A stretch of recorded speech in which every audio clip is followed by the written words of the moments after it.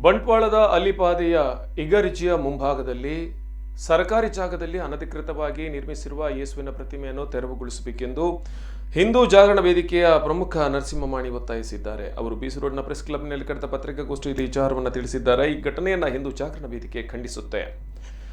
DC ಮನ್ನಾ ಜಮೀನನ್ನ ಇಲಾಖೆ ಸ್ವಾಧೀನ ಮಾಡಿಸಿಕೊಳ್ಬೇಕು ಹಾಗೂ ಅತಿಕ್ರಮಣ ಮಾಡಲಾದ ಯೇಸುವಿನ ಪ್ರತಿಮೆಯನ್ನು ವಾರದೊಳಗೆ ತೆರವುಗೊಳಿಸಬೇಕು. ಇಲ್ಲದಿದ್ದರೆ ಉಗ್ರ ಹೋರಾಟವನ್ನು ಮಾಡಲಿದ್ದೇವೆ ಮತ್ತು ಮುಂದೆ ಆಗುವ ಅನಾಹುತಕ್ಕೆ ಅವರೇ ಕಾರಣರಾಗ್ತಾರೆ ಎಂದು ಎಚ್ಚರಿಕೆಯನ್ನು ನೀಡಿದರು.